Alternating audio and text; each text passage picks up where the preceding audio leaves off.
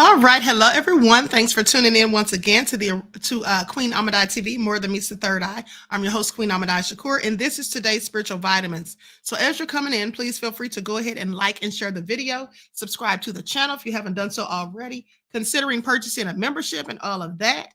Okay, so let's get ready to get into it. All right, let me just pull my chat up on my phone real quick.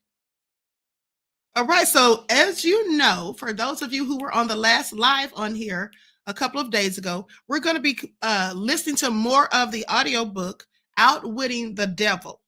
Okay, so let's get ready to get into it.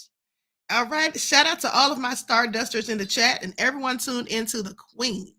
Okay, so let's go ahead and get this started. So listen, we listened to 1 hour and 20 minutes the other day, so we're going to pick up where we left off at the 1 hour and 20 minute mark. Okay, we'll listen to 1 hour today, and then after which we'll continue and conclude this all on Friday. Okay, on tomorrow we'll listen to the rest. Okay, so I'm going to pick up exactly where we left off. Everyone, please get those likes up. All right, so here we go. All right, I'm going to share the screen.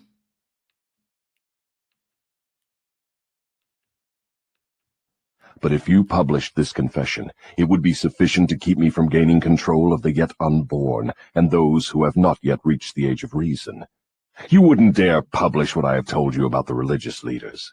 They would crucify you. I thought the savage practice of crucifixion went out of style 2,000 years ago. I don't mean crucifixion on a cross. I mean social and financial crucifixion. Your income would be shut off. You would become a social outcast. Religious leaders and their followers alike would treat you with scorn. Suppose I should choose to throw in my lot with the select few who make a pretense of using their own minds rather than fear the masses who do not, the masses of whom you claim 98%. If you have courage enough to do this, you will crimp my style. Why do you lay claim to no scientist? Don't you like scientists? Oh, yes. I like all people well enough, but true scientists are out of my reach. Why? Because they think for themselves and spend their time studying natural laws. They deal with cause and effect. They deal with facts wherever they find them. But do not make the mistake of believing scientists have no religion. They have a very definite religion. What is their religion? The religion of truth. The religion of natural law. If the world ever produces an accurate thinker with ability to fathom the deeply buried secret of life and death, you can be sure that science will be responsible for the catastrophe. Catastrophe to whom? To me, of course. Let's get back to the subject of hypnotic rhythm.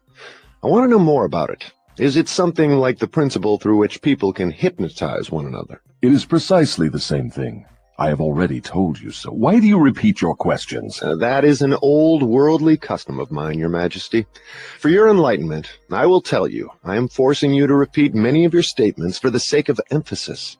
I'm also trying to see if I can catch you in a lie. Don't dodge the issue. Get back to hypnotic rhythm and tell me all you know about it. Am I a victim of it? Not now, but you barely missed falling into my web. You drifted toward the whirlpool of hypnotic rhythm until you discovered how to force me into making this confession. Then I lost control of you. How interesting. You are not trying to recapture me through flattery, are you? That would be the best bribe I could offer you. It is the bribe I used on you effectively before you got the upper hand of me.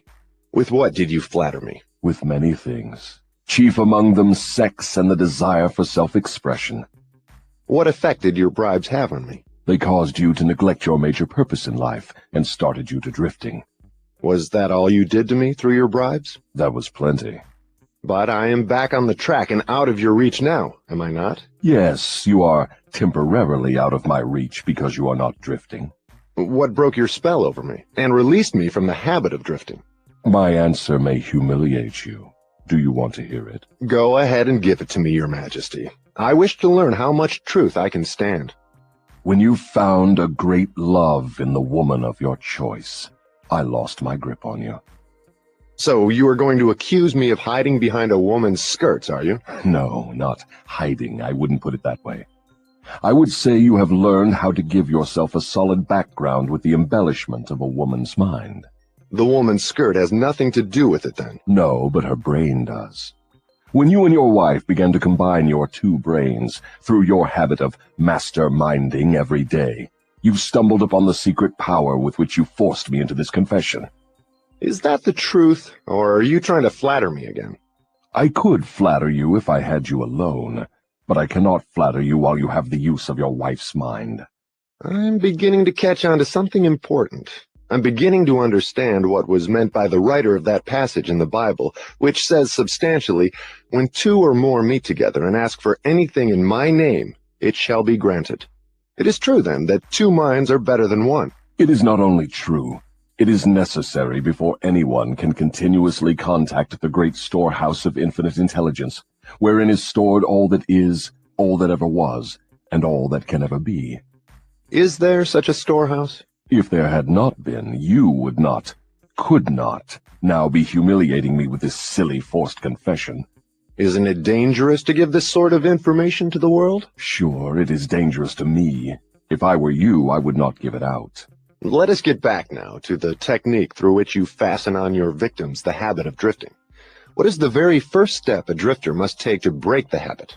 A burning desire to break it.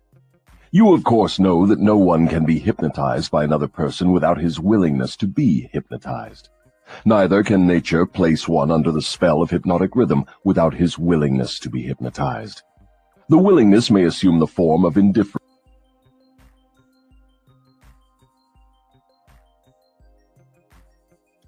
Now, let me just tell you guys really briefly what hypnotic rhythm is, because the devil keeps mentioning it. Okay, now that's a natural law that basically makes a person's thoughts or their thought habits become permanent. Okay, it starts dominating their thoughts. Okay, it makes their dominant, or should I say, it's a natural law that makes a person's thought form or their thought habits makes the dominating thoughts become permanent. Now, this occurs when people are caught up in fear. Okay, when people are so worried about fear, they allow fear to take over their mind. And then this leads to the formation or the development of bad habits, negative habits. And it usually results in the person just drifting through life, doing what other people are doing, doing whatever they see everyone else doing, not having the ability to think for themselves. Okay, they become people that are mere followers. Okay, they're not leaders. They're just going along aimlessly in life, doing what other people want them to do and what they see other people actively doing. Okay, people who don't basically think for themselves. Toward life generally, lack of ambition, fear, lack of definiteness of purpose, and many other forms. Nature does not need one's consent in order to place him under the spell of hypnotic rhythm. It needs only to find him off guard through any form of neglect to use his own mind. Remember this: whatever you have, you use it or you lose it. All successful attempts to break the habit of drifting must be done before nature makes the habit permanent through hypnotic rhythm. As I understand you, hypnotic rhythm is a natural law through which nature fixes the vibration of all environments. Is that true? Yes. Nature uses hypnotic rhythm to make one's dominating thoughts and one's thought habits permanent. That is why poverty is a disease. Nature makes it so by fixing permanently the thought habits of all who accept poverty as an unavoidable circumstance. Through this same law of hypnotic rhythm, nature will also fix permanently positive thoughts of opulence and prosperity. Perhaps you will better understand the working principle of hypnotic rhythm if I tell you its nature is to fix permanently all habits, whether they are mental or physical. If your mind fears poverty, your mind will attract poverty. If your mind demands opulence and expects it, your mind will attract the physical and financial equivalents of opulence. Now, this goes back, I'm not going to keep interrupting, but this goes back to what I've previously told you guys about whatever we focus our thoughts and energy on, because we create our own reality through our thoughts.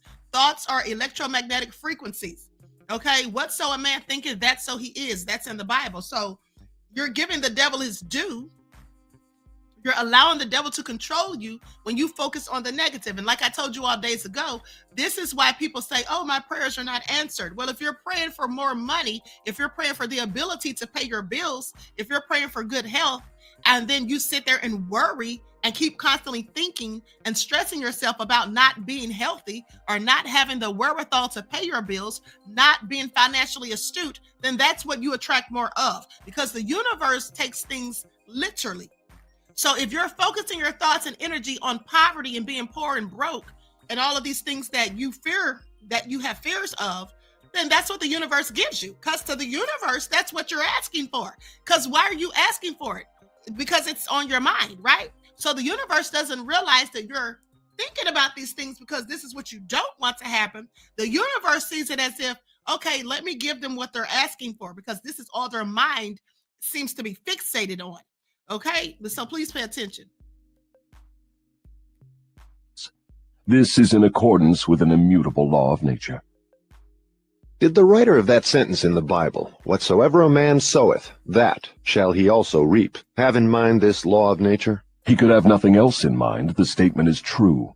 You can see evidence of its truth in all human relationships. And that is why the man who forms the habit of drifting through life must accept whatever life hands him. Is that correct? That is absolutely correct.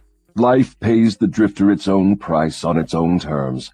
The non-drifter makes life pay on his own terms. Doesn't the question of morals enter into what one gets from life? To be sure, but only for the reason that one's morals have an influence on one's thoughts. No one can collect what he wants from life merely by being good, if that is what you want to know. No, I guess not. I see what you mean. We are all where we are and what we are because of our own deeds. No, not exactly.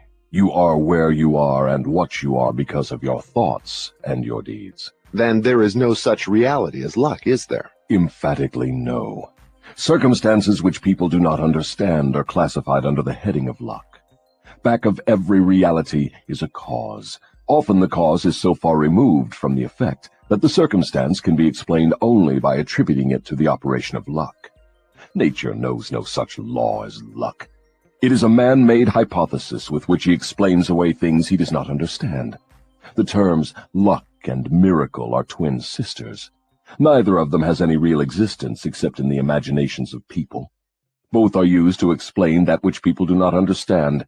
Remember this: everything having a real existence is capable of proof. Keep this one truth in mind, and you will become a sounder thinker. Which is more important, one's thoughts or one's deeds? All deeds follow thoughts. There can be no deeds without their having first been patterned in thought. Moreover, all thoughts have a tendency to clothe themselves in their physical counterpart. One's dominating thoughts, that is, the thoughts one mixes with the emotions, desire, hope, faith, fear, hate, greed, enthusiasm, not only have a tendency to clothe themselves in their physical equivalent, but they are bound to do so. That reminds me to ask you to tell me more about yourself. Where, in addition to the minds of people, do you dwell and operate? I operate wherever there is something I can control and appropriate. I have already told you I am the negative portion of the electron of matter. I am the explosion in lightning. I am the pain in disease and physical suffering. I am the unseen general in warfare. I am the unknown commissioner of poverty and famine. I am the executioner extraordinary at death. I am the inspirer of lust after the flesh. I am the creator of jealousy and envy and greed. I am the instigator of fear. I am the genius who converts the achievements of men of science into instruments of death. I am the destroyer of harmony in all manner of human relationships. I am the antithesis of justice. I am the driving force in all immorality.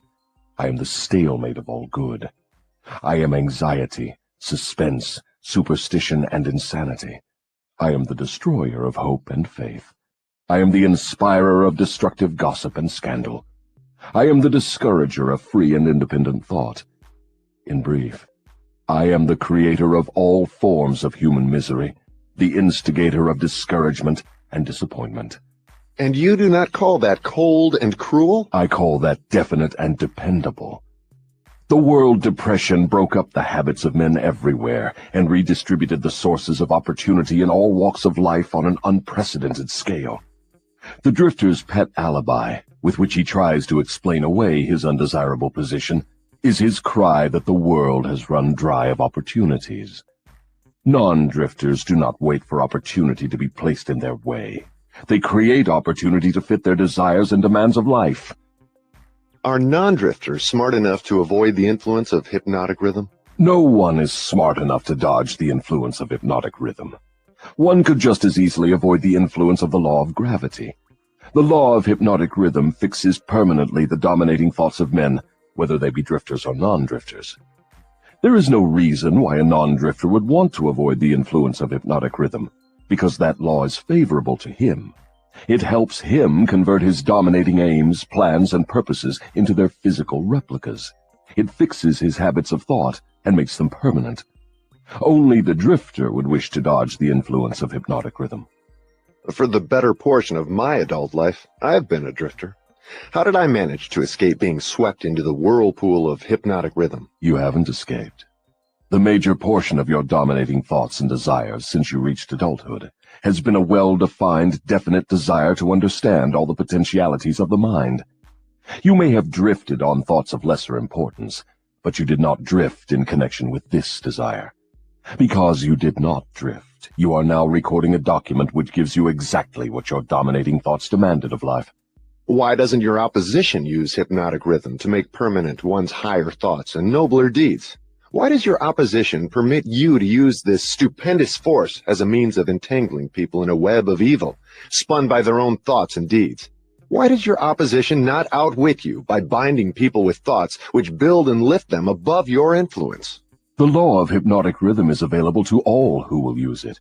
I make use of it more effectively than does my opposition because I offer people more attractive bribes to think my sort of thoughts and indulge in my sort of deeds.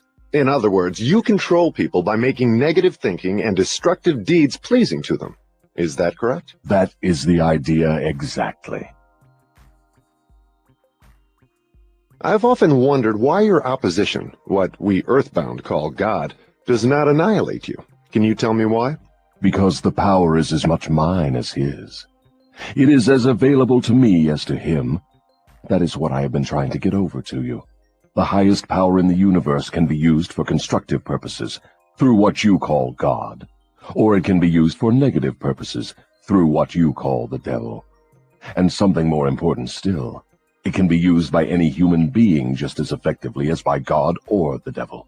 You make a far-reaching claim. Can you prove your claim? Yes, but it would be better if you proved it for yourself. The devil's word is not worth much among your earthbound sinners. Neither is God's word. You fear the devil and refuse to trust your God. Therefore, you have but one source available through which you may appropriate the benefits of universal power, and that is by trusting and using your own power of thought. This is the direct road to the universal storehouse of infinite intelligence. There is no other road available to any human being. Why have we earthbound not found the road to infinite intelligence sooner? Because I have intercepted you and led you off the path by planting in your minds thoughts which destroy your power to use your minds constructively. I have made it attractive to you to use the power of infinite intelligence to attain negative ends through greed, avarice, lust, envy, and hatred. Remember, your mind attracts that which your mind dwells upon. To divert you away from my opposition, I had only to feed you on thoughts helpful to my cause. If I understand what you're saying, you're admitting that no human being need fear the devil or worry about how to flatter God. That is it precisely. This admission may put a crimp in my style, but I have the satisfaction of knowing it may also slow down my opposition by sending people direct to the source of all power.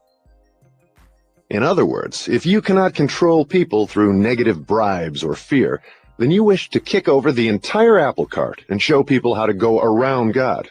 Are you by any chance in politics too? Your technique seems frightfully familiar. Am I in politics? If I am not in politics, who do you believe starts depressions and forces people into wars? Surely you would not lay this at the door of my opposition. As I have already told you, I have allies in all walks of life to help me in connection with all human relationships. Why don't you take over the churches and use them outright in your cause? Do you think I am a fool? Who would keep alive the fear of the devil if I subdued the churches? Who would serve as a decoy to attract the attention of people while I manipulate their minds if I did not have some agency through which to sow the seeds of fear and doubt? The cleverest thing I do is to use the allies of my opposition to keep the fear of hell burning in the minds of people. As long as people fear something, no matter what, I will keep a grip on them. I'm beginning to see your scheme. You use the churches to plant the seed of fear and uncertainty and indefiniteness in the minds of people. These negative states of mind cause people to form the habit of drifting. This habit crystallizes into permanency through the law of hypnotic rhythm. Then the victim is helpless to help himself. Is that right? Hypnotic rhythm, then, is something to be watched and respected. A better way of stating the truth is that hypnotic rhythm is something to be studied, understood, and voluntarily applied to attain definite desired ends. If the force of hypnotic rhythm is not voluntarily applied to attain definite ends, may it be a great danger? Yes, and for the reason that it operates automatically. If it is not consciously applied to attain a desired end, it can, and it will, operate to attain undesired ends. Take the simple illustration of climate, for example. Anyone can see and understand that nature forces every living thing and every element of matter to adjust itself to her climates. In the tropics, she creates trees which bear fruit and reproduce themselves. She forces the trees to adjust themselves to her scorching sun. She forces them to put out leaves suitable for protection against the rays of the sun. These same trees could not survive if removed to the Arctic regions, where nature has established an entirely different climate. In the colder climate, she creates trees which are adjusted to survive and to reproduce themselves, but they could not survive if transplanted in the tropical regions. In the same manner, nature clothes her animals, giving to those in each different climate a covering suited to their comfort and survival in that climate. In a similar manner, nature forces upon the minds of men the influences of their environment, which are stronger than the individual's own thoughts. Children are forced to take on the nature of all influences of those around them, unless their own thoughts are stronger than the influences. Nature sets up a definite rhythm for every environment, and everything within the range of that rhythm is forced to conform to it. Man alone has the power to establish his own rhythm of thought, providing he exercises this privilege before hypnotic rhythm has forced upon him the influences of his environment. Every home, every place of business, every town and village, and every street and community center has its own definite, discernible rhythm. If you wish to know what a difference there is in the rhythms of streets, Take a walk up Fifth Avenue in New York, and then down a street in the slums.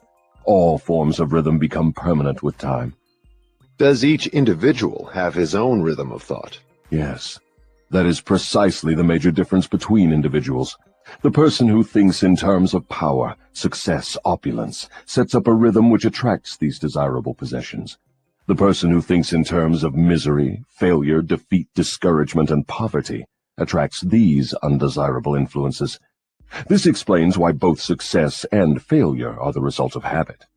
Habit establishes one's rhythm of thought, and that rhythm attracts the object of one's dominating thoughts. Hypnotic rhythm is something resembling a magnet which attracts things for which it has a magnetic affinity. Is that correct? Yes, that is correct. That is why the poverty-stricken herd themselves into the same communities. It explains that old saying, misery loves company. It also explains why people who begin to succeed in any undertaking find that success multiplies with less effort as time goes on. All successful people use hypnotic rhythm, either consciously or unconsciously, by expecting and demanding success. The demand becomes a habit, hypnotic rhythm takes over the habit, and the law of harmonious attraction translates it into its physical equivalent. In other words, if I know what I want from life, demand it, and back my demand by a willingness to pay life's price for what I want, and refuse to accept any substitutes, the law of hypnotic rhythm takes over my desire and helps, by natural and logical means, to transmute it into its physical counterpart. Is that true? That describes the way the law works. Science has established irrefutable evidence that people are what they are because of heredity and environment. They bring over with them at birth a combination of all the physical qualities of all their numberless ancestors. After they arrive here, they reach the age of self-consciousness, and from there on, they shape their own personalities and more or less fix their own earthly destinations as the result of the environmental influences to which they are subjected, especially the influences which control them during early childhood. These two facts have been so well established, there's no room for any intelligent person to question them. How can hypnotic rhythm change the nature of a physical body, which is a combination of thousands of ancestors who have lived and died before one is born? How can hypnotic rhythm change the influence of one's environment? People who are born in poverty and ignorance have a strong tendency to remain poverty-stricken and ignorant all through life. What, if anything, can hypnotic rhythm do about this? Hypnotic rhythm cannot change the nature of the physical body one inherits at birth, but it can and it does modify change, control and make permanent one's environmental influences. If I understand what you mean, a human being is forced by nature to take on and become a part of the environment he chooses, or the environment that may be forced upon him? That is correct. But there are ways and means by which an individual may resist the influences of an environment he does not wish to accept, and also a method of procedure by which one may reverse the application of hypnotic rhythm from negative to positive ends. Do you mean that there is a definite method by which hypnotic rhythm can be made to serve instead of destroy one? I mean just that. Tell me how this astounding end may be attained. For my description to be of any practical value, it will be necessarily lengthy, because it will have to cover 7 principles of psychology, which must be understood and applied by all who use hypnotic rhythm to aid them in forcing life to yield that which they want. Then break your description into 7 parts, each giving a detailed analysis of one of the 7 principles with simple instructions for its practical application. Your Majesty will now proceed to unfold the secrets of the 7 principles through which human beings may force life to provide them with spiritual, mental, and physical freedom. Do not be sparing in your description of these principles. I want a complete illustration of how the principles may be used by anyone who chooses to use them. Tell us all you know about the principle of definiteness of purpose. If you go through with this mad idea of publishing my confession, you will open the gates of hell and turn loose all the precious souls I have collected back down through the ages. You will deprive me of souls yet unborn. You will release from my bondage millions now living. Stop, I beg of you. Open up. Let's hear what you have to say about the principle of definiteness of purpose. You are pouring water on the fires of hell, but the responsibility is yours, not mine. I may as well tell you that any human being who can be definite in his aims and plans can make life hand over whatever is wanted. That is a broad claim, Your Majesty. Do you wish to tone it down a bit? tone it down. No, I wish to tone it up. When you hear what I now have to say, you will understand why the principle of definiteness is so important. My opposition uses a clever little trick to cheat me of my control over people. The opposition knows that definiteness of purpose closes the door of one's mind so tightly against me that I cannot break through unless I can induce one to form the habit of drifting. Why doesn't your opposition give your secret to all people by telling them to avoid you through definiteness of purpose? You have already admitted that 2 out of every 100 people belong to your opposition. Because I am more clever than my opposition. I draw people away from definiteness with my promises. You see, I control more people than my opposition because I am a better salesman and a better showman. I attract people by feeding them liberally of the thought habits in which they like to indulge. Is definiteness of purpose something with which one must be born, or may it be acquired? Everyone, as I have told you before, is born with the privilege of being definite, but 98 out of every 100 people lose this privilege by sleeping on it. The privilege of definiteness can be maintained only by adopting it as a policy by which one is guided in all the affairs of life. Oh, I see. One takes advantage of the principle of definiteness, just as one may build a strong physical body, through constant, systematic use. Is that it? You have stated the truth clearly and accurately. Now I think we are getting somewhere, Your Majesty.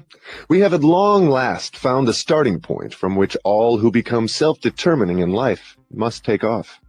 We have discovered from your astounding confession that your greatest asset is man's lack of caution, which enables you to lead him into the jungle of indefiniteness through simple bribes. We have learned, beyond the question of doubt, that anyone who adopts definiteness of purpose as a policy and uses it in all of his daily experiences cannot be induced to form the habit of drifting. Without the aid of the drifting habit, you are powerless to attract people through promises. Is this correct? I couldn't have stated the truth more clearly myself. Go ahead now and describe how people neglect their privilege of being free and self-determining through indefiniteness and drifting. I have already made brief reference to this principle, but I will now go into more minute details as to how the principle works. I shall have to begin at the time of birth. When a child is born, it brings with it nothing but a physical body representing the evolutionary results of millions of years of ancestry. Its mind is a total blank. When the child reaches the age of consciousness and begins to recognize the objects of its surroundings, it begins also to imitate others. Imitation becomes a fixed habit. Naturally, the child imitates, first of all, its parents. Then it begins to imitate its other relatives and daily associates, including its religious instructors and school teachers. The imitation extends not merely to physical expression, but also to thought expression. If a child's parents fear me and express that fear within range of the child's hearing, the child picks up the fear through the habit of imitation and stores it away as part of its subconscious stock of beliefs. If the child's religious instructor expresses any form of fear of me, and they all do in one form or another, that fear is added to the similar fear passed to the child by its parents, and the two forms of negative limitation are stored away in the subconscious mind to be drawn upon and used by me later in life. In a similar way, the child learns by imitation to limit its power of thought by filling its mind with envy, hatred, greed, lust, revenge, and all the other negative impulses of thought which destroy all possibility of definiteness. Meanwhile, I move in and induce the child to drift until I bind its mind through hypnotic rhythm. Am I to understand from your remarks that you have to gain control of people while they are very young, or lose your opportunity at them altogether? I prefer to claim them before they come into possession of their own minds. Once any person learns the power of his own thoughts, he becomes positive and difficult to subdue. As a matter of fact, I cannot control any human being who discovers and uses the principle of definiteness. Is the habit of definiteness a permanent protection against your control? No, not by any means. Definiteness closes the door of one's mind to me only as long as that person follows the principle as a matter of policy. Once any person hesitates, procrastinates, or becomes indefinite about anything, he is just one step removed from my control. What has definiteness to do with one's material circumstances? I want to know if one may acquire power through definiteness of purpose without inviting destruction through the law of compensation. Your question limits my illustrations because there are so few people in the world who understand, and there have been so few in the past who understood, how to use definiteness of purpose without attracting to themselves the negative application of the law of compensation. Here you are forcing me to disclose one of my most prized tricks. I am bound to tell you that I eventually reclaim for my cause all who escape me temporarily through definiteness of purpose.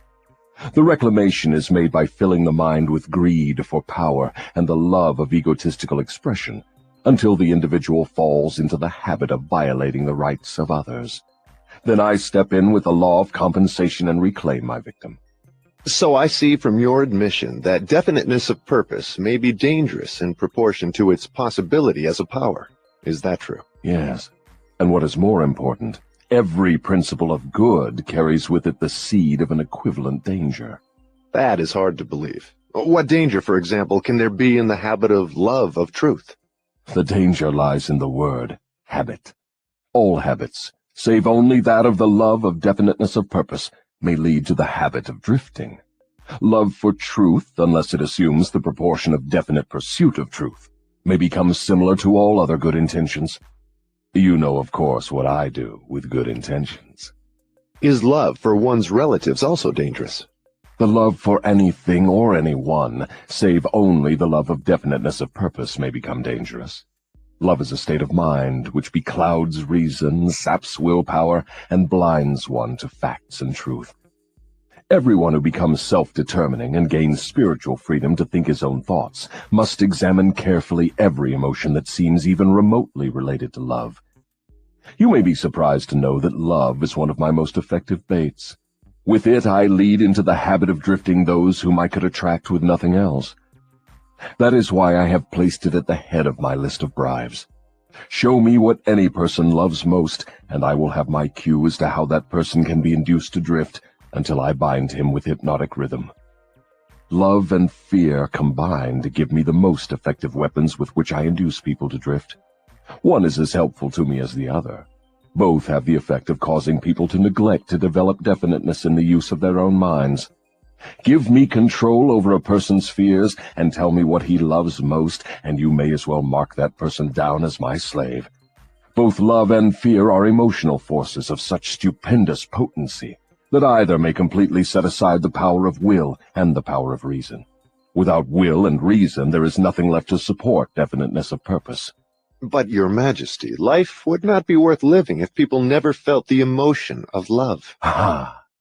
You are right as far as your reasoning goes, but you neglected to add that love should be under one's definite control at all times. Of course, love is a desirable state of mind, but it also is a palliative, which may be used to limit or destroy reason and willpower, both of which rate above love in importance to human beings who want freedom and self-determination. I understand from what you say that people who gain power must harden their emotions, master fear, and subdue love. Is that correct?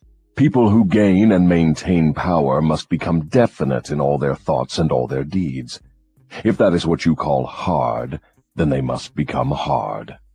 Let us look into the sources of advantage of definiteness in the everyday affairs of life.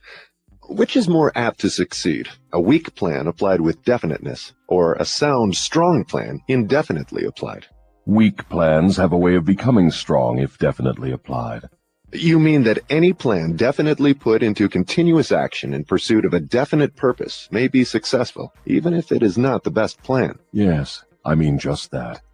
Definiteness of purpose plus definiteness of plan by which the purpose is to be achieved generally succeeds, no matter how weak the plan may be. The major difference between a sound and an unsound plan is that the sound plan, if definitely applied, may be carried out more quickly than an unsound plan. In other words, if one cannot be always right, one can and should be always definite. Is that what you were trying to get across to me? That is the idea. People who are definite in both their plans and their purposes never accept temporary defeat as being more than an urge to greater effort. You can see for yourself that this sort of policy is bound to win if it is followed with definiteness. Can a person who moves with definiteness of both plan and purpose be always sure of success? No. The best of plans sometimes misfire. But the person who moves with definiteness recognizes the difference between temporary defeat and failure. When plans fail, he substitutes others, but he does not change his purpose. He perseveres. Eventually, he finds a plan that succeeds. Will a plan based upon immoral or unjust ends succeed as quickly as one motivated by a keen sense of justice and morality? Through the operation of the law of compensation, everyone reaps that which he sows. Plans based on unjust or immoral motives may bring temporary success, but enduring success must take into consideration the fourth dimension, time. Time is the enemy of immorality and injustice. It is the friend of justice and morality. Failure to recognize this fact has been responsible for the crime wave among the youths of the world. The youthful, inexperienced mind is apt to mistake temporary success for permanency. The youth often makes the mistake of coveting the temporary gains of immoral, unjust plans, but neglects to look ahead and observe the penalties which follow as definitely as night follows day. This is pretty deep stuff, Your Majesty. Let us get back to the discussion of lighter and more concrete subjects that are likely to interest the majority of people. I'm interested in discussing the things that make people happy and miserable, rich and poor, sick and healthy. In brief, I'm interested in everything that can be used by human beings to make life pay satisfactory dividends in return for the effort that one puts into the business of living. Very well, let us be definite. You have my idea. Your Majesty has a tendency to stray off into abstract details, which most people can neither understand nor use in the solution of their problems. Could that, by any chance, be a definite plan of yours to answer my questions with indefinite answers? If that is your plan, it is a slick trick, but it will not work. Go ahead now, and tell me something more of the miseries and failures of human beings growing directly out of indefiniteness.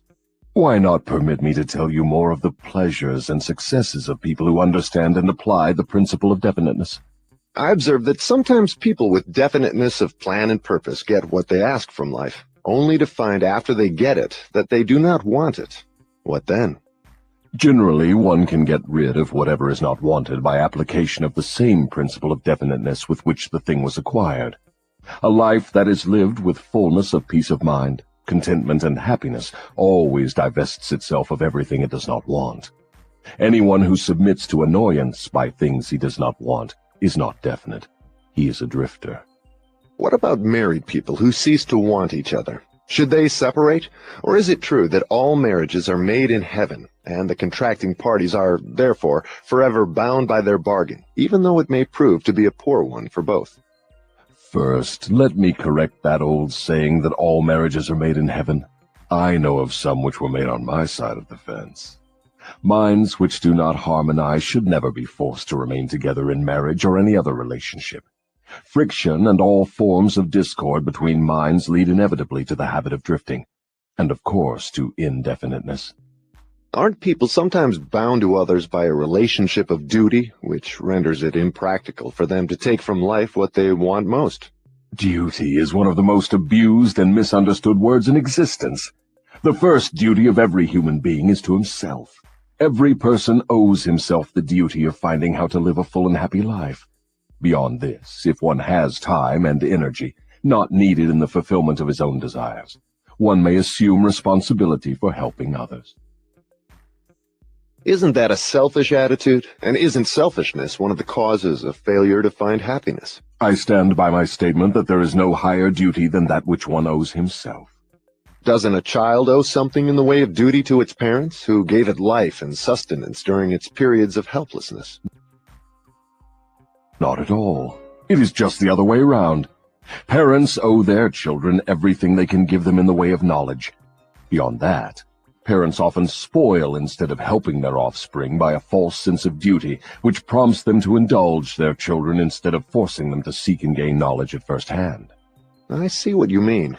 Your theory is that too much help thrust upon the youth encourages him to drift and become indefinite in all things. You believe that necessity is a teacher of great sagacity, that defeat carries with it an equivalent virtue, that unearned gifts of every nature may become a curse instead of a blessing. Is that correct? You have stated my philosophy perfectly. My belief is not theory, it is fact. Then you do not advocate prayer as a means of gaining desirable ends. On the contrary, I do advocate prayer, but not the sort of prayer that consists of empty, begging, meaningless words. The sort of prayer against which I am helpless is the prayer of definiteness of purpose. I never thought of definiteness of purpose as being a prayer. How can it be? Definiteness is in effect the only sort of prayer upon which one can rely. It places one in the way of using hypnotic rhythm to attain definite ends, by the mere act of appropriating it from the great universal storehouse of infinite intelligence. The appropriation, in case you are interested, takes place through definiteness of purpose, persistently pursued. Why do the majority of prayers fail? They don't. All prayers bring that for which one prays. But you just said that definiteness of purpose is the only sort of prayer upon which one can rely. Now you say that all prayers bring results. What do you mean? There is nothing inconsistent about it. The majority of people who pray go to prayer only after everything else fails them. Naturally, they go with their minds filled with fear that the prayers will not be answered. Well, their fears are realized. The person who goes to prayer with definiteness of purpose and faith in the attainment of that purpose puts into motion the laws of nature, which transmute one's dominating desires into their physical equivalent. That is all there is to prayer. One form of prayer is negative and brings only negative results. One form is positive and brings definite positive results. Could anything be more simple? People who whine and beg God to assume responsibility for all their troubles and provide them with all the necessities and luxuries of life are too lazy to create what they want and translate it into existence through the power of their own minds. When you hear a person praying for something that he should procure through his own efforts, you may be sure you are listening to a drifter. Infinite intelligence favors only those who understand and adapt themselves to her laws. She makes no discrimination because of fine character or pleasing personality. These things help people negotiate their way through life more harmoniously with one another. But the source from which prayer is answered is not impressed by fine feathers. Nature's law is, know what you want, adapt yourself to my laws, and you shall have it. Does that harmonize with the teachings of Christ? Perfectly. Also, it harmonizes with the teachings of all truly great philosophers. Is your theory of definiteness in harmony with the philosophy of man of science? Definiteness is the major difference between a scientist and a drifter. Through the principle of definiteness of purpose and plan, the scientist forces nature to hand over her most profound secrets. It was through this principle that Edison uncovered the secret of the talking machine, the incandescent electric light, and scores of other benefits for mankind. Then I understand that definiteness is the first requisite for success in all earthly undertakings. Is that right? Exactly. Anything which teaches people to examine facts and coordinate them into definite plans through accurate thinking is hard on my profession. If this thirst for definite knowledge now spreading over the world keeps up, my business will be shot to pieces within the next few centuries. I thrive on ignorance, superstition, intolerance, and fear, but I cannot stand up under definite knowledge properly organized into definite plans in the minds of people who think for themselves. Why don't you take over omnipotence and manage the whole works in your own way? You might as well ask why the negative portion of the electron doesn't take over the positive portion and run the entire works. The answer is that both the positive and the negative charges of energy are necessary to the existence of the electron. One is balanced equally against the other, stalemated as it were. So it is with what you call omnipotence and I. We represent the positive and the negative forces of the entire system of universes, and we are equally balanced one against the other. If this power of balance were shifted the slightest degree, the whole system of universes would become quickly reduced to a mass of inert matter. Now you know why I cannot take over the whole show and run it my way. If what you say is true, you have exactly the same power as omnipotence. Is that true? That is correct. My opposition, you call it omnipotence, expresses itself through the forces which you call good, the positive forces of nature. I express myself through the forces you call bad, the negative forces. Both good and bad are coincidental with existence. One is as important as the other. Then the doctrine of predestination is sound. People are born to success or failure, misery or happiness, to be good or bad, and they have nothing to do with this, nor can they modify their natures. Is that your claim? Emphatically not. Every human being has a wide range of choice in both his thoughts and his deeds. Every human being can use his brain for the reception and the expression of positive thoughts, or he can use it for the expression of negative thoughts. His choice in this important matter shapes his entire life.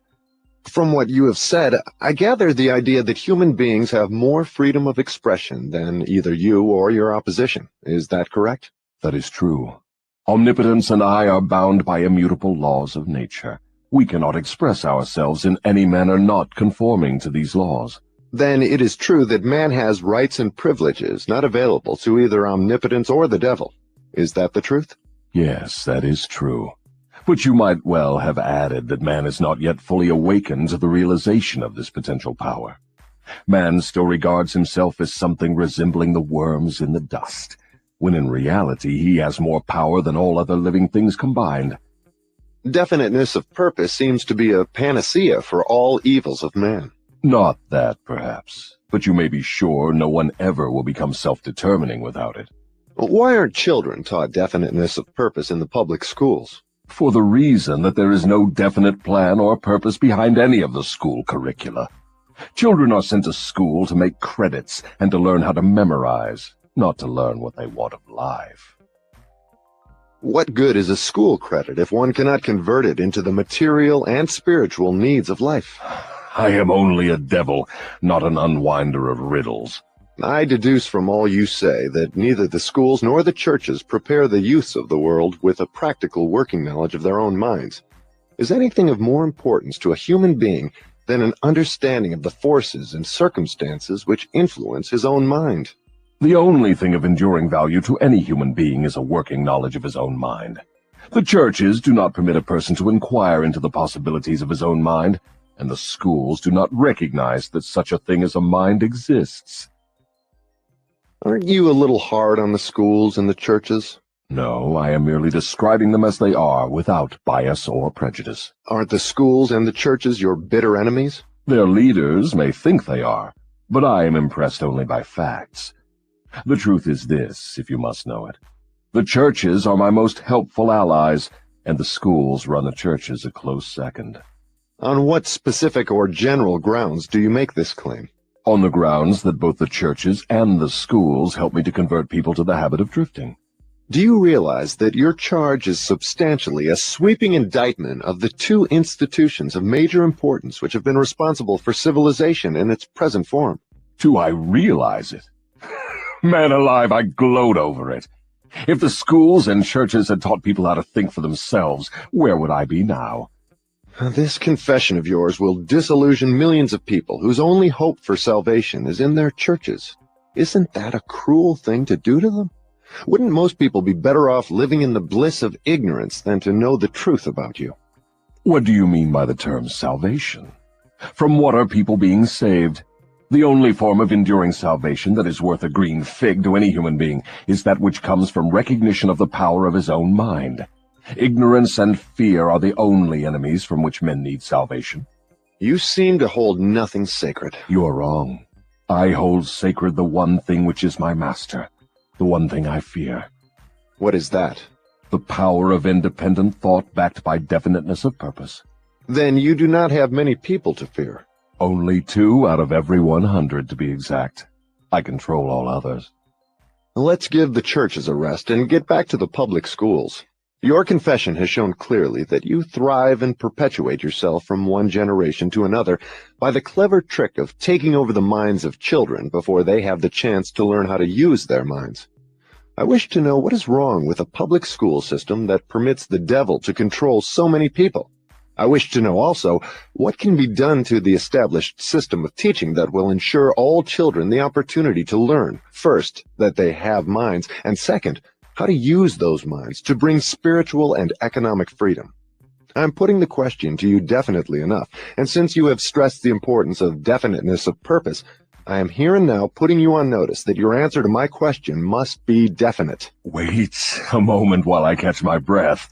You have given me quite an order. It seems strange that you would come to the devil to learn how to live. I should think you would go to my opposition. Why don't you?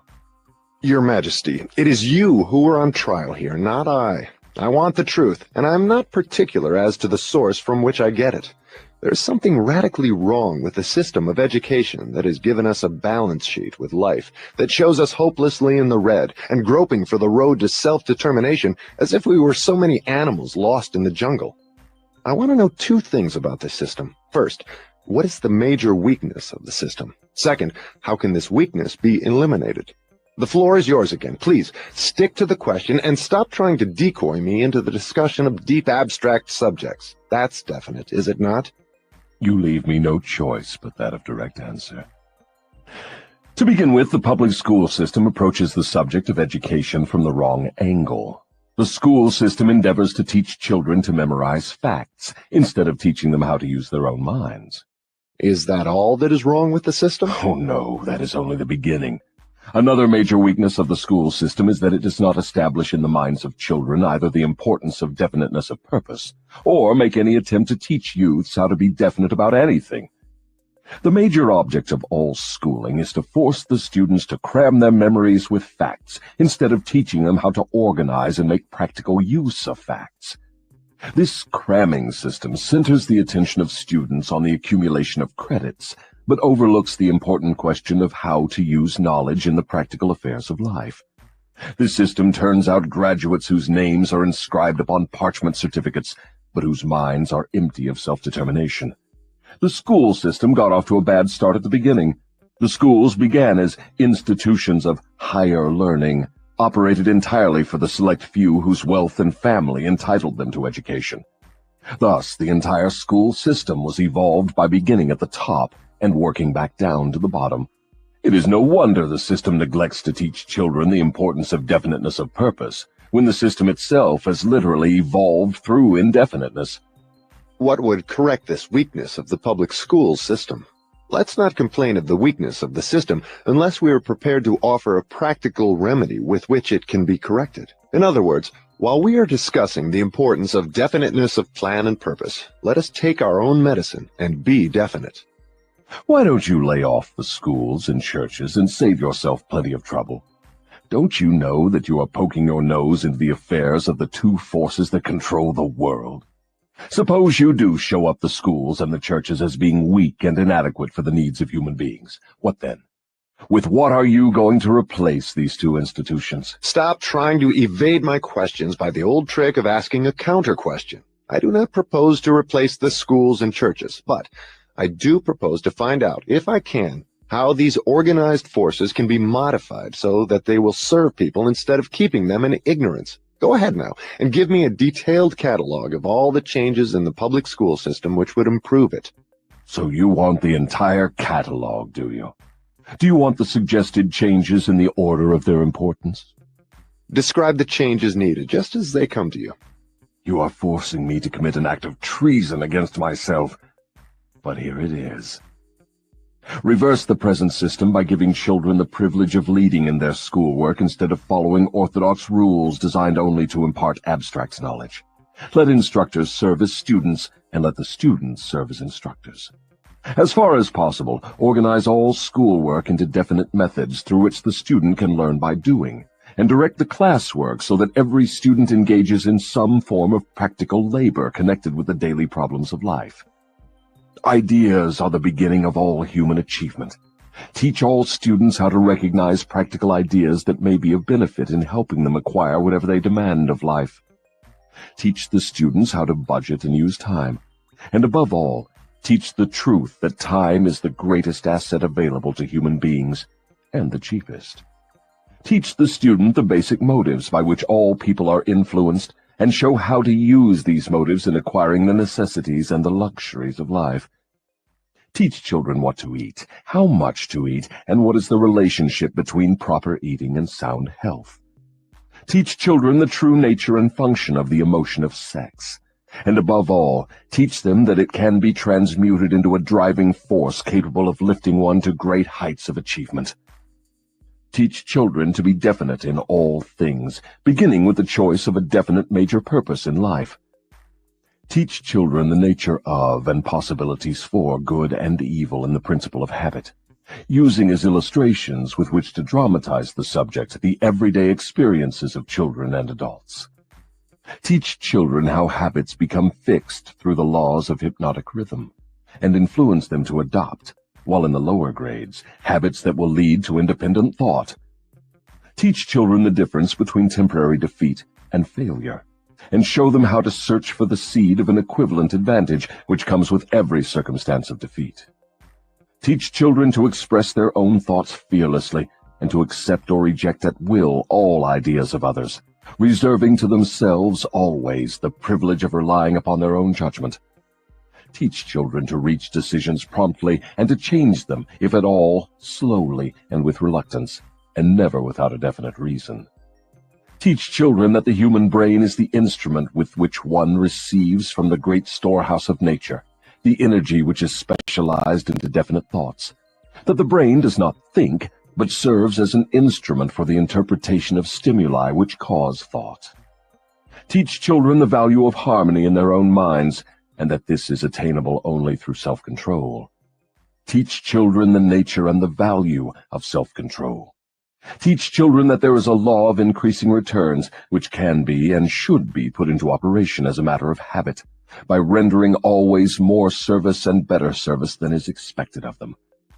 Teach children the true nature of the Golden Rule, and above all show them that through the operation of this principle, everything they do to and for another, they also do to and for themselves.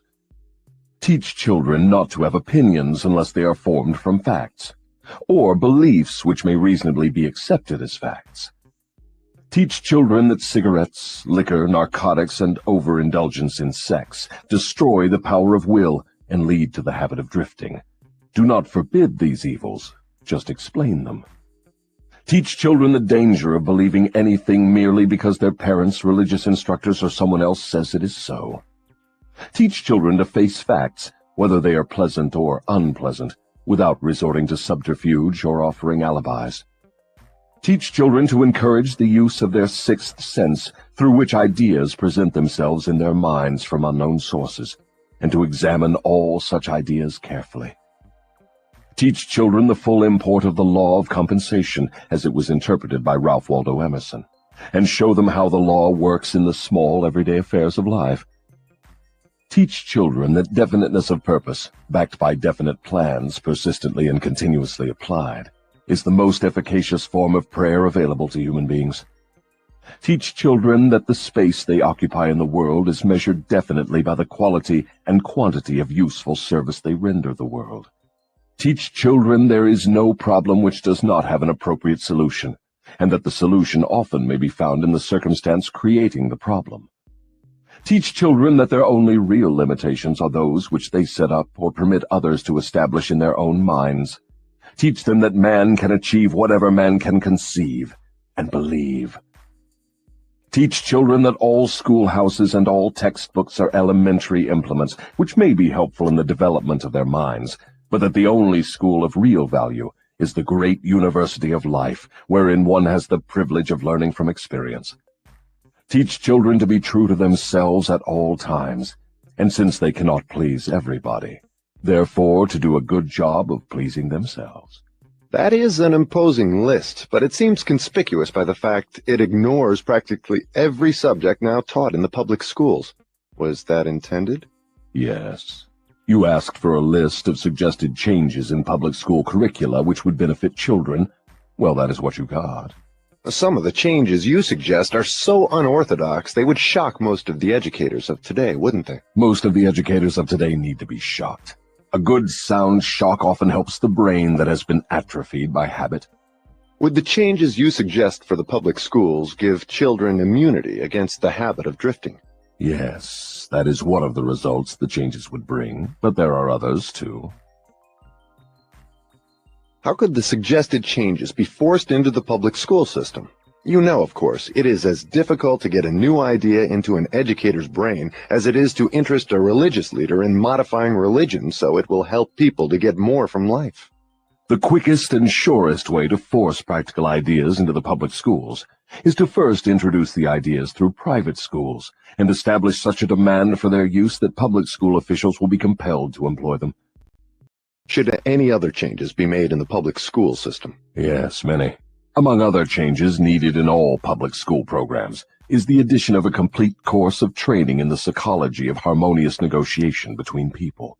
All children should be taught how to sell their way through life with the minimum amount of friction. Every public school should teach the principles of individual achievement through which one may attain to a position of financial independence. Classes should be abolished altogether. They should be replaced by the round table or conference system, such as businessmen employ. All students should receive individual instruction and guidance in connection with subjects which cannot be properly taught in groups. Every school should have an auxiliary group of instructors consisting of business and professional people, scientists, artists, engineers, and newspapermen, each of whom would impart to all the students a practical working knowledge of his own profession, business, or occupation. This instruction should be conducted through the conference system to save the time of the instructors. What you have suggested is, in effect, an auxiliary system of instruction that would give all school children a working knowledge of the practical affairs of life, direct from the original source. Is that the idea? You've stated it correctly.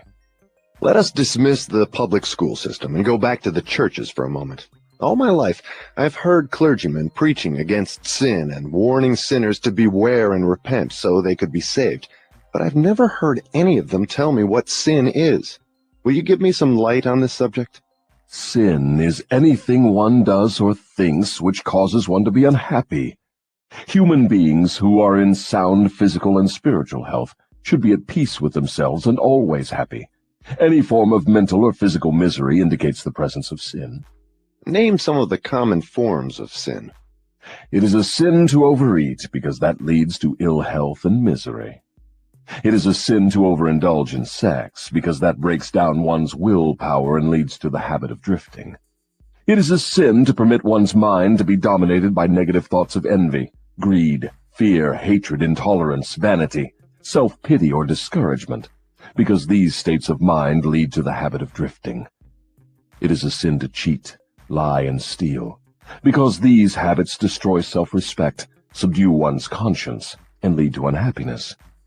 It is a sin to remain in ignorance, because that leads to poverty and loss of self-reliance. It is a sin to accept from life anything one does not want, because that indicates an unpardonable neglect to use the mind. Is it a sin for one to drift through life without definite aim, plan, or purpose? Yes, because this habit leads to poverty and destroys the privilege of self-determination. It also deprives one of the privilege of using his own mind as a medium of contact with infinite intelligence. Are you the chief inspirer of sin? Yes. It is my business to gain control of the minds of people in every way possible. Can you control the mind of a person who commits no sin? I cannot, because that person never permits his mind to be dominated by any form of negative thought. I cannot enter the mind of one who never sins, let alone control it. What is the commonest and most destructive of all sins? Fear and ignorance. Have you nothing else to add to the list? There is nothing else to be added. What is faith? It is a state of mind wherein one recognizes and uses the power of positive thought as a medium by which one contacts and draws upon the universal store of infinite intelligence at will. In other words, faith is the absence of all forms of negative thought. Is that the idea? Yes, that is another way of describing it. Has a drifter the capacity to use faith? He may have the capacity, but he does not use it. Everyone has the potential power to clear his mind of all negative thoughts, and thereby avail himself of the power of faith. Stating the matter in another way, faith is definiteness of purpose backed by belief in the attainment of the object of that purpose. Is that correct? That's the idea exactly. What preparation must one undergo before being able to move with definiteness of purpose at all times? One must gain mastery over self. This is the second of the 7 principles. The person who is not master of himself can never be master of others. Lack of self-mastery is, of itself, the most destructive form of indefiniteness. Where should one begin when making a start at control over self? By mastering the 3 appetites responsible for most of one's lack of self-discipline. The 3 appetites are 1. The desire for food, 2. The desire for expression of sex, 3. The desire to express loosely organized opinions. Does man have other appetites which need control? Yes, many of them. But these 3 are the ones which should be conquered first. When a man becomes master of these 3 appetites, he has developed enough self-discipline to conquer easily those of lesser importance. But these are natural appetites. They must be indulged if one is to be healthy and happy. To be sure, they are natural appetites, but they are also dangerous, because people who have not mastered themselves overfeed the appetites. Self-mastery contemplates sufficient control over the appetites to enable one to feed them what they need and withhold food not needed. Your viewpoint is both interesting and educational. Describe the details through which I may understand how and under what circumstances people overfeed the appetites. Take the desire for physical food, for example. The majority of people are so weak in self-discipline they fill their stomachs with combinations of rich food which please the taste but overwork the organs of digestion and elimination. They pour into their stomachs both quantity and combinations of food which the body chemist can dispose of only by converting the food into deadly toxic poisons. These poisons clog and stagnate the body's sewer system until it slows down in its work of elimination of waste matter. After a while, the sewer system stops working altogether, and the victim has what he calls constipation. By that time, he is ready for the hospital. Auto-intoxication, or body sewer poisoning, takes the machinery of the brain and rolls it into something resembling a wad of putty. The victim then becomes sluggish in his physical movements and mentally irritable and fussy. If he could only take one good look at and one bad smell of his sewer system, he would be ashamed to look himself in the face. City sewers are not the pleasantest of places when they become overloaded or clogged, but they are clean and sweet compared with the intestinal sewer when it has been overloaded or clogged. Okay, so I'm going to stop right there. We've been listening for about an hour and 10 minutes, okay? And as I said, we'll finish on the last part of this on tomorrow, okay? I want you all to pay attention, though, because this is some powerful stuff. This is very interesting and very accurate as far as I'm concerned. Now, with that all being said, think about the public schools and the churches. The public schools teach people to be worker bees, okay? They teach children to be worker bees and to just go along with the flow of life, okay? Not setting their own pace, not setting their own agendas, and not teaching them to be leaders, but just to follow along aimlessly and do the same things and think the same things as everyone else. Okay. And also let's not forget how the school to prison pipeline, how nefarious that is. School basically sets these children up to become prisoners, slaves, which the devil also mentioned. And I find it all interesting. And also, now, when he talks about definiteness of purpose, now this is the idea of having a clear, precise, and specific, and almost an unwavering goal in life, okay? Because this is fundamental to success. People who don't set goals, whether they're long-term or short-term, people who don't know what their definiteness of purpose is, or they don't know that they have a divine purpose, that they're put here for a reason, they tend to become drifters, as he said, because they just wander along aimlessly, just doing whatever, everybody else is doing, being caught up in the crowd, just following everyone else, not doing anything that's going to get them to the next level in life, not raising their levels of consciousness, being indoctrinated easily to the simple flow of life that goes on around them. Okay. And at the end of the day, here's the thing. If you don't know what your purpose is, then you should be trying to find out what it is. Okay. You need to be meditating. You need to be having conversations with the Most High. And then think about how he talked about prayer. Prayer can be good and bad. You see, some of these people, as I told you, they pray, but as they're praying, they have fear rather than faith. If you have faith, then you're praying, knowing and believing that the things you're praying for will absolutely manifest and that you absolutely will be granted these things. But if you pray with fear, worry, and stress, then you're wasting your time praying because you're already asking for something that you don't have faith in that's ever going to come. And so you're worried. And the more you continue to worry, then you're pushing these things that you really want and need further away from you. Okay, the devil is very nefarious. And at the end of the day, I've told you before how malevolent entities and spirits program your thoughts and influence your thoughts so much so till you don't even realize these are not even your own thoughts. These are thoughts that have been implanted in your brain and into your mind. Okay, at the end of the day, this is all so crazy. Now, I took a couple of notes. One of the things he said, praying for people pray after everything else fails. This is all very true. We Next, aka DSB, says, keep up the amazing work, my warrior sister. Thank you, beloved, and thank you for purchasing a membership and for all of the memberships that you've bought for everyone else and gifted to others. April says, April became a YouTube member. Thank you, beloved. I appreciate you. So, here's the thing. Now, he said, prayer, most people pray after all else fails. This is absolutely true. Most people don't even think about the Most High. Most people don't even praise God or even, have conversations with God or think about God until everything's going bad, until everything's going wrong. Okay? Think about the people in your life that don't call you to check on you, don't call you to wish you a Merry Christmas, a happy birthday, don't call to see how your day went, don't care about any of that. They only call you when they want something, when they need you to help them get a new job. Can you speak to your supervisor so you can get them hired? When they need you to loan them money, when they need you to do something for them. These people are annoying. These people are the people that we call energy vampires. They only call when they want something, and it's always something that's beneficial to them and never us. It's something that most often inconveniences us. But yet there are many people, in fact, most people do the same thing to God.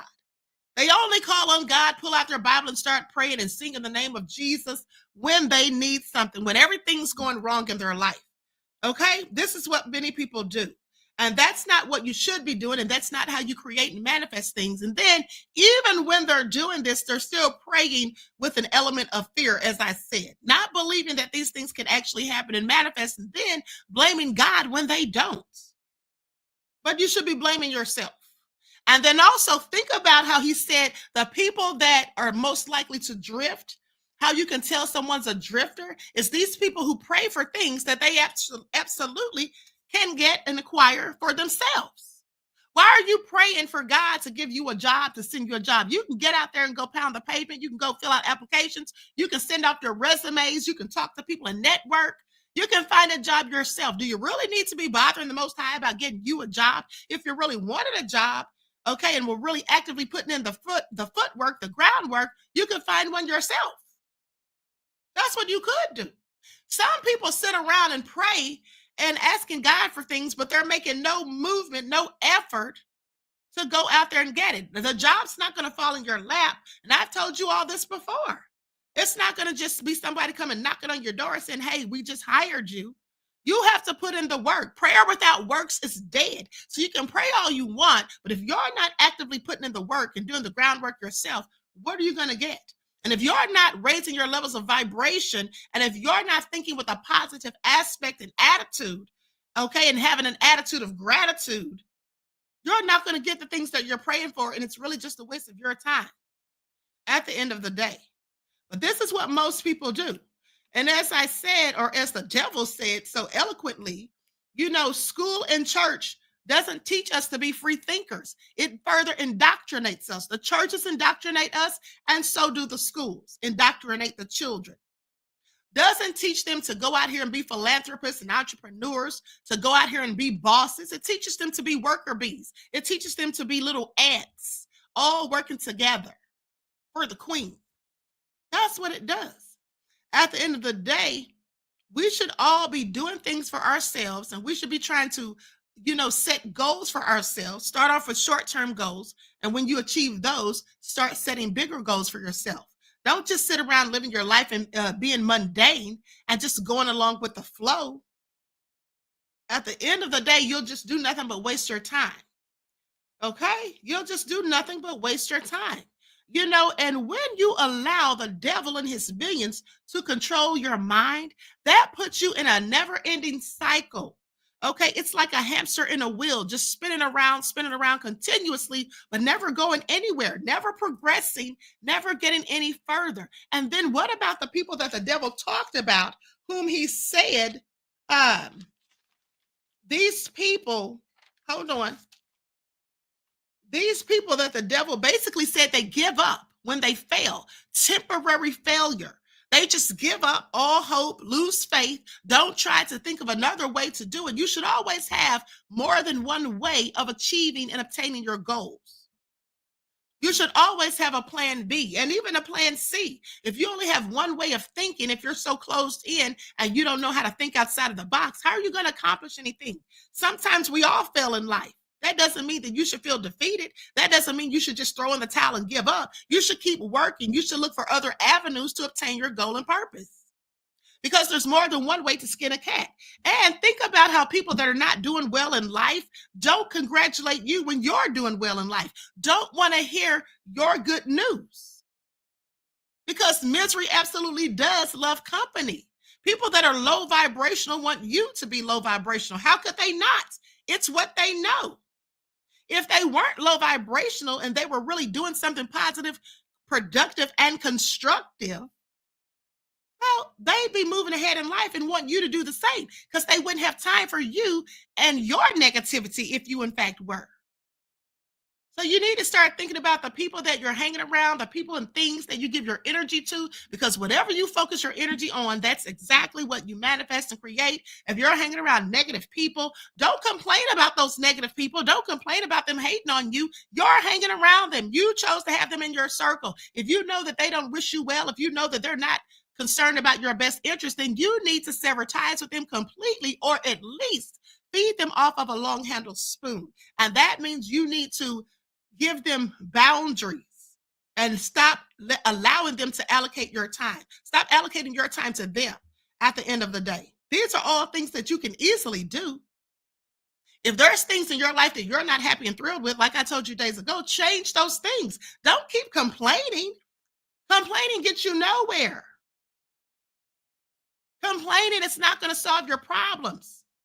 Okay, you don't need to keep talking about the same problem over and over. Nobody wants to hear it. I know I don't. Listen, someone can come to me about their problem once, maybe twice. After that, I don't want to hear it.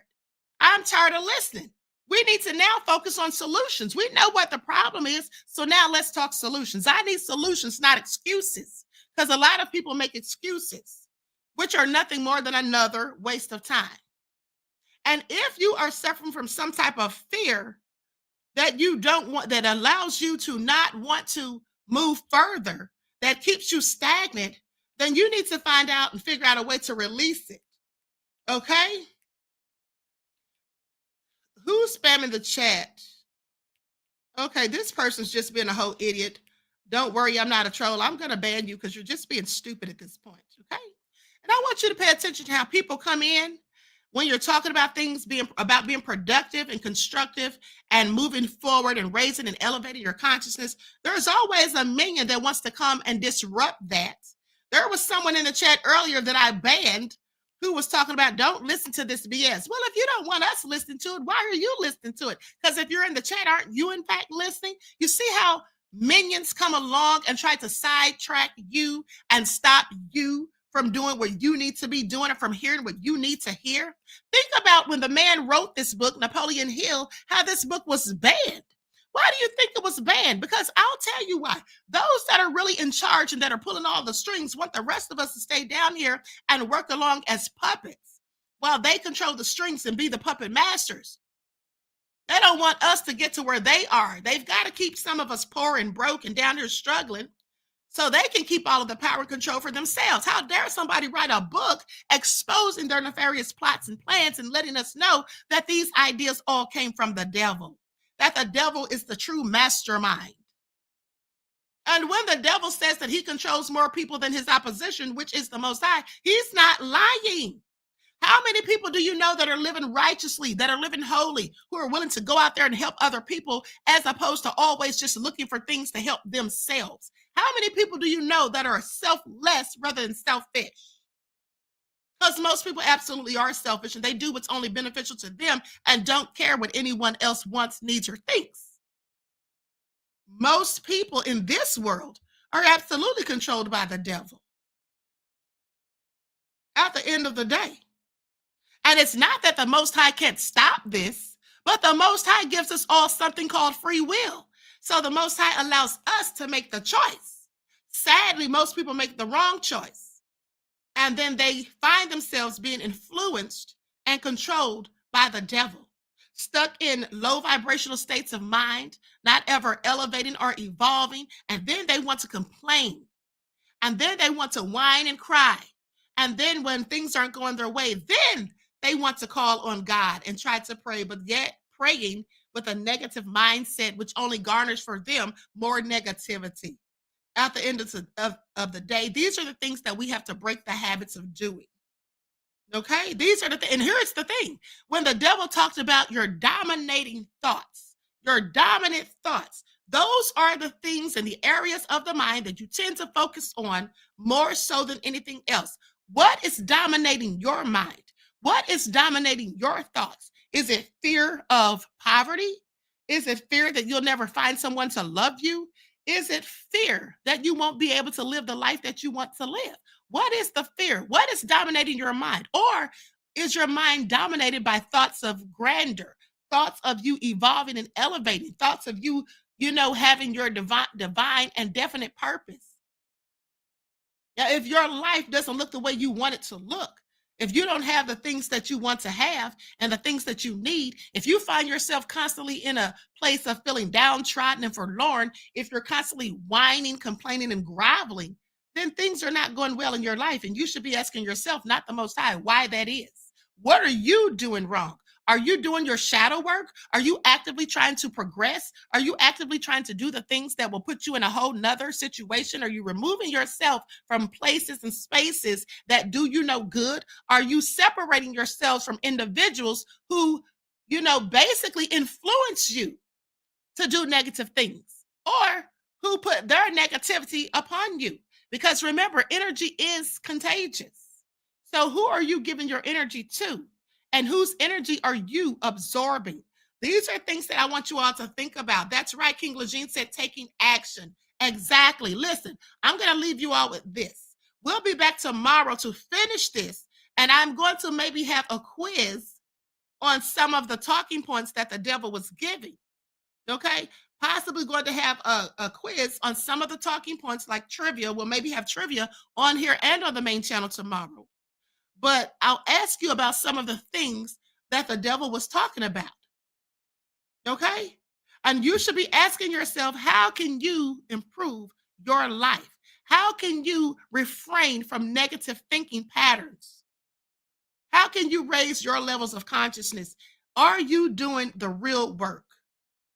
Are you doing the shadow work? Are you trying to understand and follow and figure out what your divine purpose is?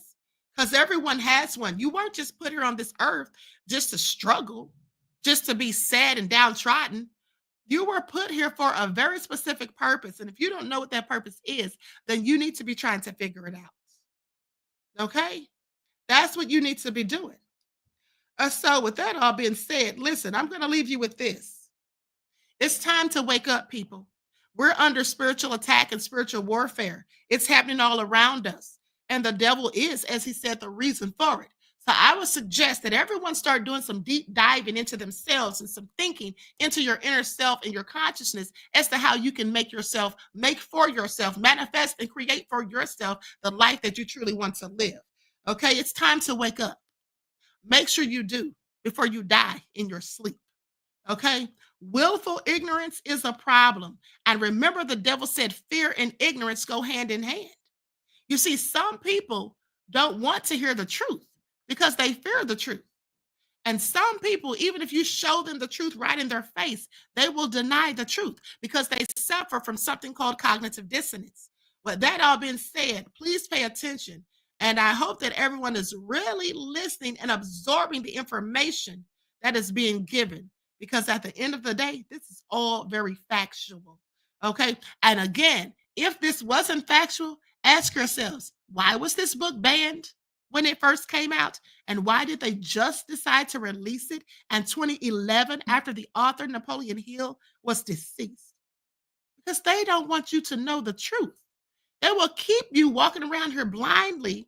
They will keep you struggling and going through life just not feeling adequate, feeling bad about yourself, feeling like there's no way that you can get out of the rut that you found yourself in, because they need people to be the worker bees.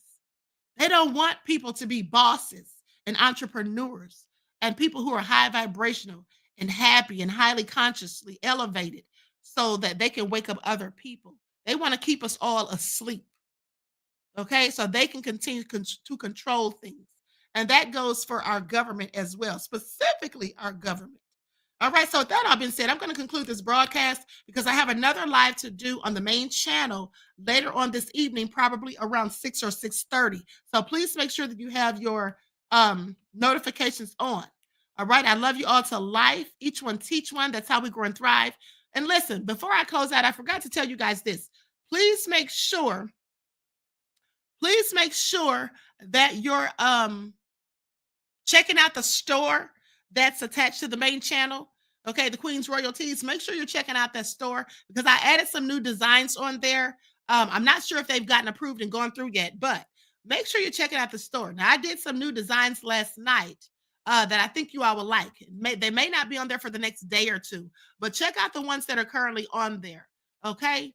So anyway, I love you all to life. I hope you enjoy the rest of this beautiful day. Remember, each one teach one. That's how we grow and thrive. Do something productive, constructive, but never destructive. And always remember, beloveds, to keep the Most High first in your lives.